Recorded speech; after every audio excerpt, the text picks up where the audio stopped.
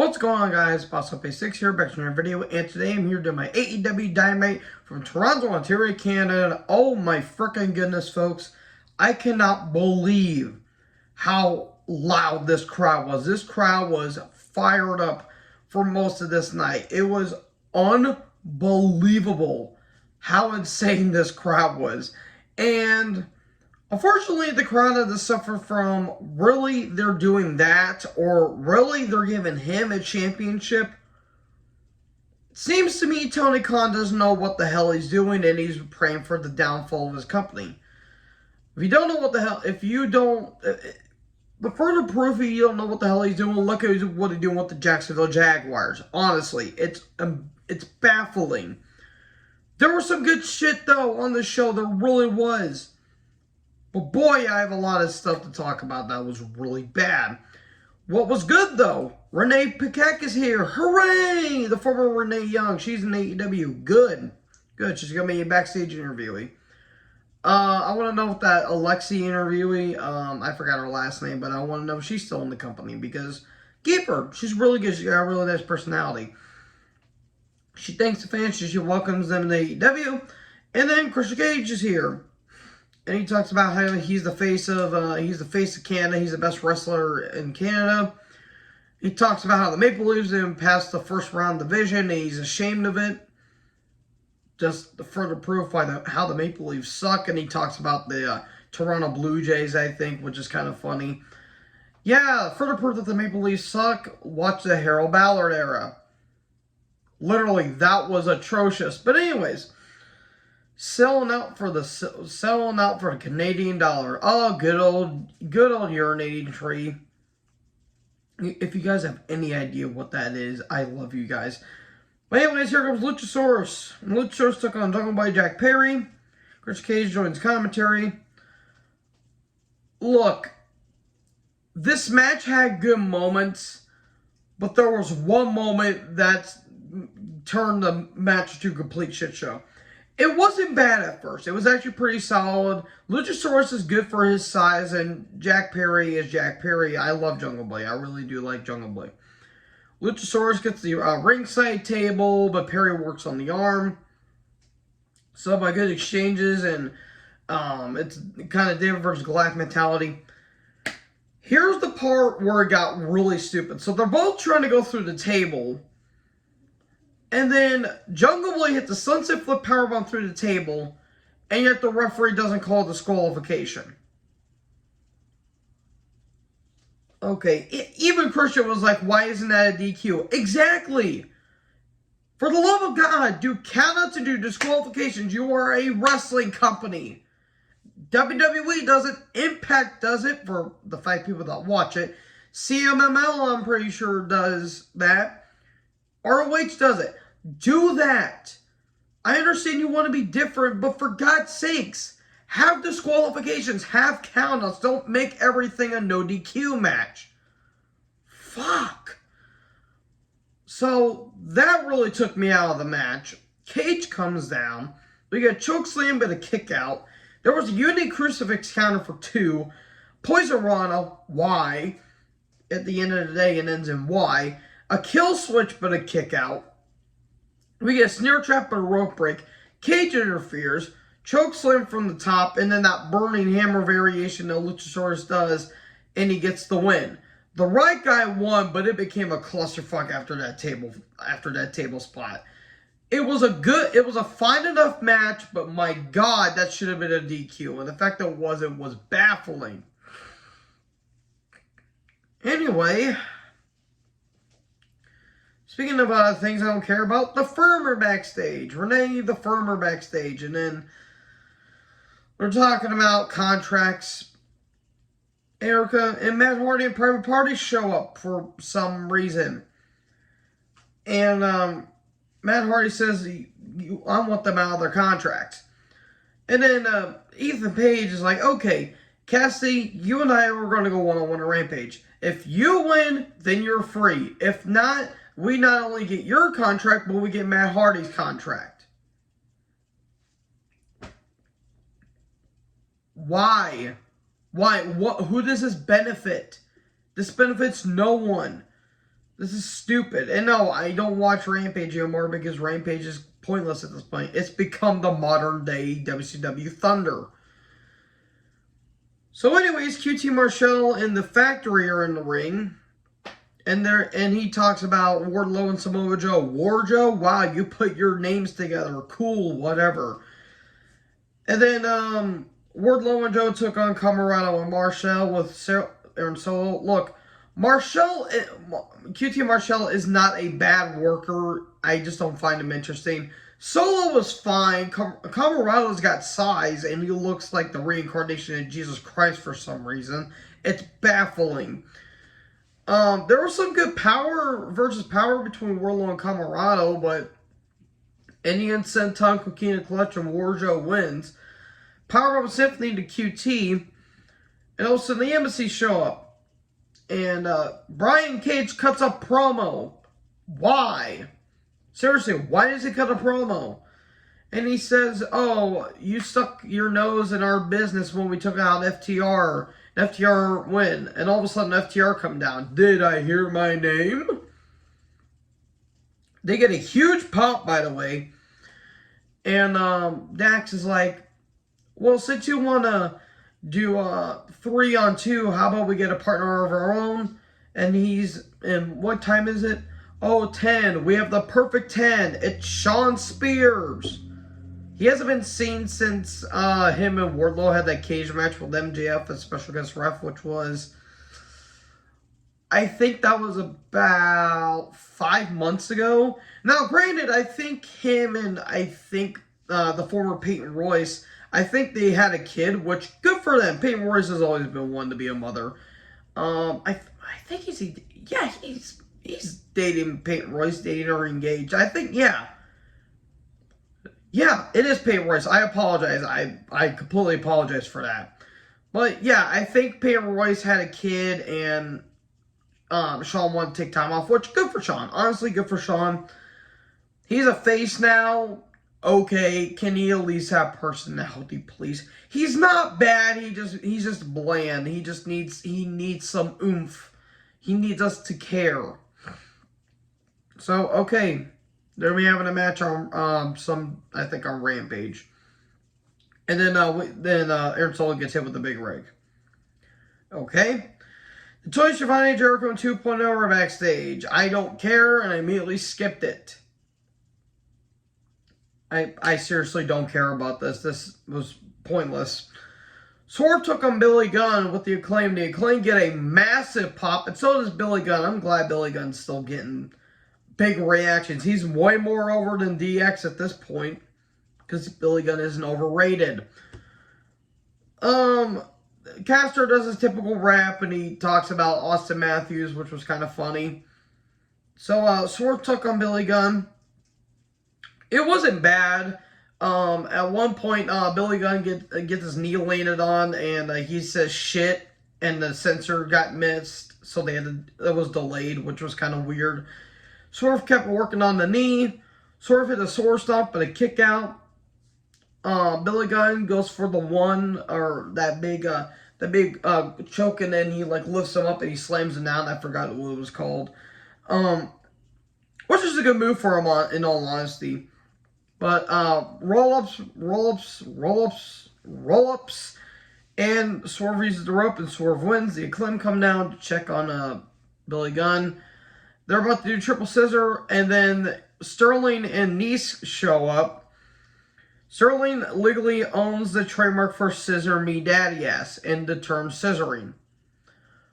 Okay, it's funny. It was funny the first time. Now it's starting to get a little meandering. Look, I love the segment they did last week because at least they were in on a joke, but I feel like they're trying to take it way too seriously. Just don't take it so seriously. They know it's stupid. They're in on the joke. Now they're starting to take it a little too seriously. Cool, whatever. And every time they do this, all the money goes to him now. This is getting stupid at this point. And I love the Acclaimed. Don't get me wrong, but I feel like they're starting to take it way too seriously, and it's starting to get a little too comedic. So, recap of MJF and Yuta. Alex Marvez and MJF are backstage. And then Hathaway shows up and MJF says, "Hey, it's the Dynamite cliche where someone interrupts someone's promo." That was good. That was good shit. That was funny. And he says, "Daddy says you're in timeout, so take your take your ass and go away." God, MJF, you are a treasure. He talks about Regal and then he talks about Yuta, and he says, growing up I had to learn the term "nice guys finish last," and everyone hates my guts in the locker room, and I broke my wrist by punching myself in the mirror. This was great shit, by the way. If you don't like me, tough shit. I don't like me either, and I am the man. I am a generational talent. I'll become the world champion. This was really good shit. One of the few highlights of this entire show. If you don't want to watch anything else other than this, watch this. Please watch this. This was really good stuff. This is one of Njs Best Promos he's done. Then Shivani's in the ring, and here comes Jon Moxley. And he says, I miss being here. He loves being champion, but being champion is dirty and indiscriminate. He talks about, let's talk about our good old pal Hangman. And then Hangman comes down. He wants a handshake. He respects Mox. He's a father. He's a fighting champion. He's a husband. But he doesn't respect the fact that he got called a kid last week. And he goes off on this, he kind of rambles off at some points, which was kind of weird. And basically bullet points here, he was after the trios titles, he was there for the Dark Order, then he stepped away from the Dark Order. His old friends, he has old friends, but they disappeared, not in the Elite. And now he tries to come back to the world title picture, and now he wants to become world champion. That's basically the best way I could summarize this. Like, this is such a wacky as hell promo. But it kind of worked in some ways. So, there you go. They're going to be having their match next Tuesday, which I will be watching Dynamite. I won't be watching NXT because it's NXT. Why should I care? So, Jericho and Bryan video package. Ian Riccaboni and Regal on commentary. Bryan Danielson versus Chris Jericho with 2.0 for the Ring of Honor World title. Jericho and Bryan 3. Jericho says this ousted ousted great trilogies like Flair and Steamboat.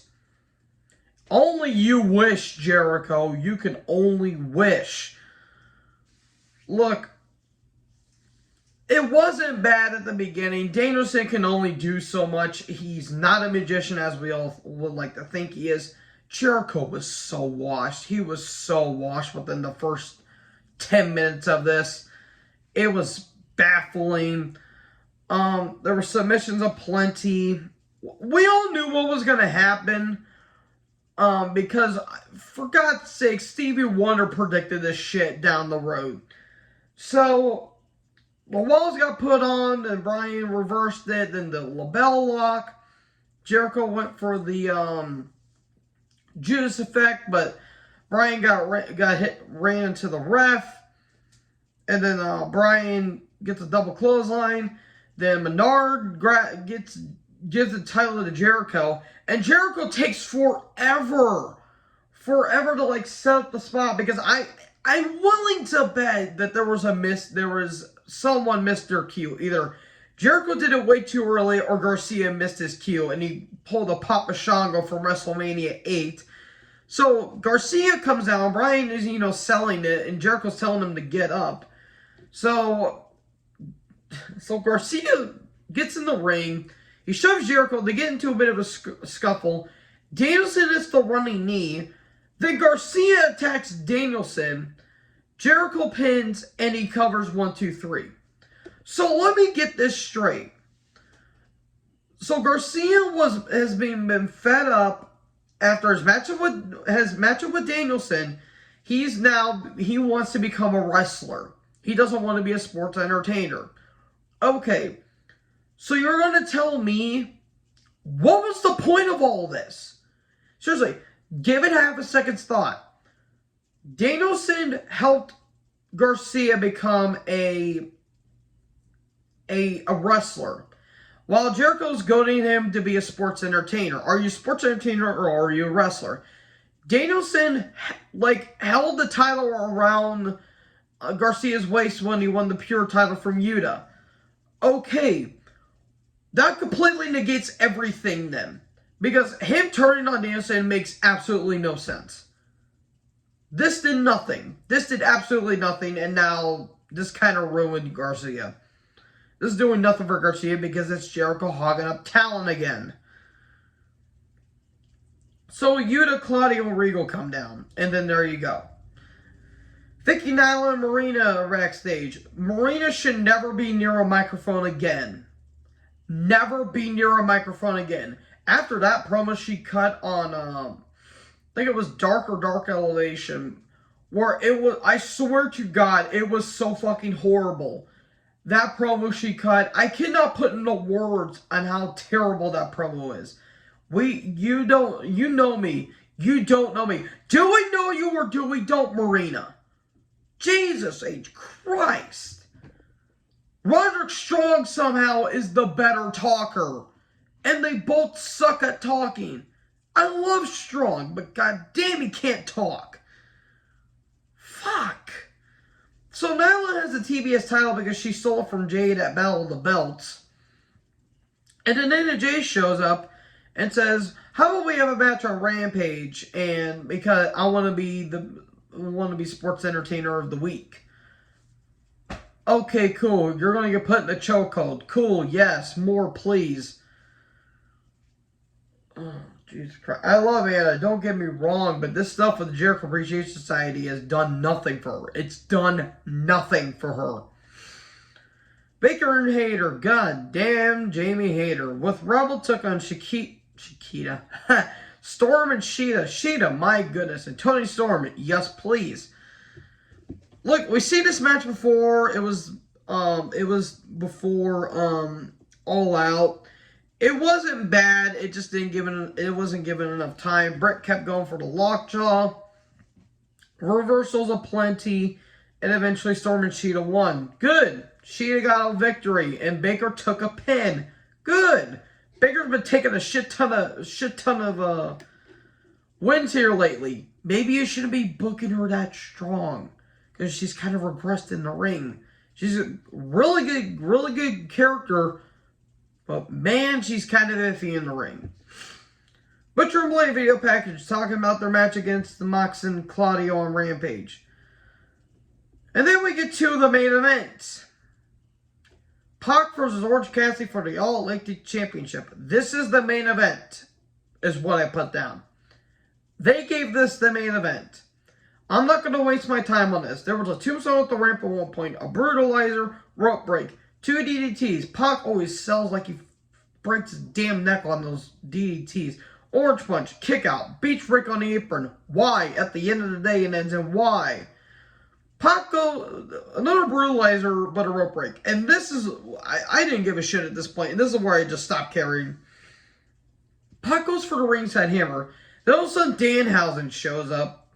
The ref stops Pac. Pac gets another hammer. Two orange punches later, 1, 2, 3, and Cassie wins. Great, you made Pac look like a complete moron, and you gave Cassie a title. Great, good job, everyone. Thanks for coming. Thanks for coming, Pac. You had to drop a joke championship to a joke wrestler. Cool. So yeah, that was Rampage. There was good moments. The MJF promo was goddamn fantastic, and the Canadian crowd was great, but I'm sorry, I felt like the flaws outweighed the highs. So anyways, let me know in the comment section below what you guys thought about this show. Make sure you guys like, comment, subscribe, tap the little bell for more notifications. Jordan Hard, took us next video. Peace out.